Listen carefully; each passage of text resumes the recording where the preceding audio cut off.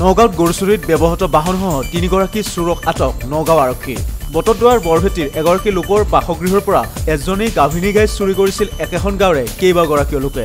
ঘটনাটো গৃহস্থই গম পোৱাৰ পাছতে ঘটনা সন্দৰ্ভত বটদ্ৰৱা আৰক্ষী চকীত এখন এজাহাৰ দাখিল কৰে গৃহস্থই। লগতে গৃহস্থই বিচাৰ খোচাৰ কৰাত গাইগৰাকী বিক্ৰী কৰি আহি থাকোঁতে ভকতগাঁৱৰ পৰা 2গৰাকীকৈ চোৰক কৰায়ত্ব কৰিবলৈ সক্ষম হয়। তাৰ পাছতে আৰক্ষীক খবৰ দিয়াত ঘটনাস্থলীত আৰক্ষী উপস্থিত হয় আজহাৰুল ইছলাম, মাইনুল হক নামৰ 2গৰাকী চোৰক আটক কৰে হৈবৰগাঁও আৰক্ষীয়ে। লগতে জব্দ কৰে AS02DC 1707 নম্বৰৰ এখন মিনি ট্ৰাক। আটকাধীন 2গৰাকী লোকক অধিক তথ্যৰ বাবে সোধপোছ অব্যাহত ৰাখিছে আৰক্ষীয়ে।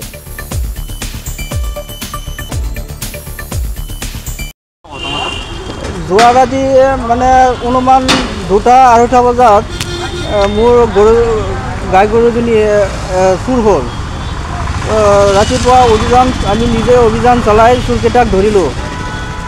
কিমান বজাত হৈছিলে ঘটনাটো? ৰাতি অনুমান 2:30 বজাত হৈছিল। হয়, কেনেধৰণে আপুনি গম পালে? গম মানে ৰাতি 12টা বজাত তেখেতক দেখা পাইছিলোঁ। মোৰ ঘৰৰ সন্মুখৰ ৰাস্তাতে দেখা পাইছিলোঁ।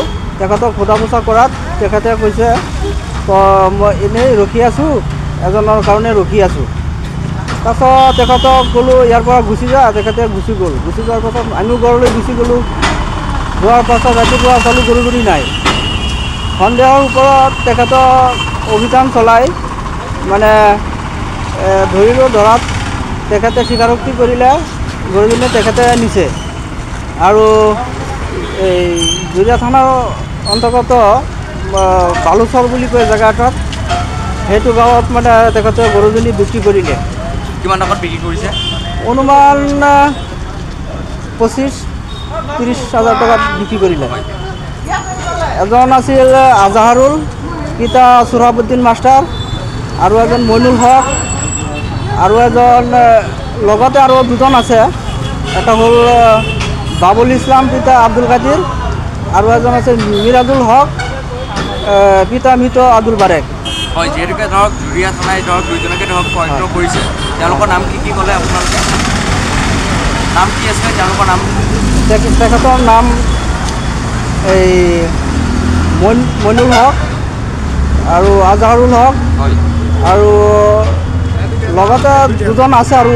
হয়, যিহেতুকে ধৰক 2জন কৰায়ত্ব সক্ষম হৈছে। জুৰীয়াকে ধৰক নগাঁৱস্থিত যি হবগা আৰক্ষী চকী আছে তেওঁলোকক ধৰক অৱগত বা তেওঁলোকক ধৰক চমজাই দিছে।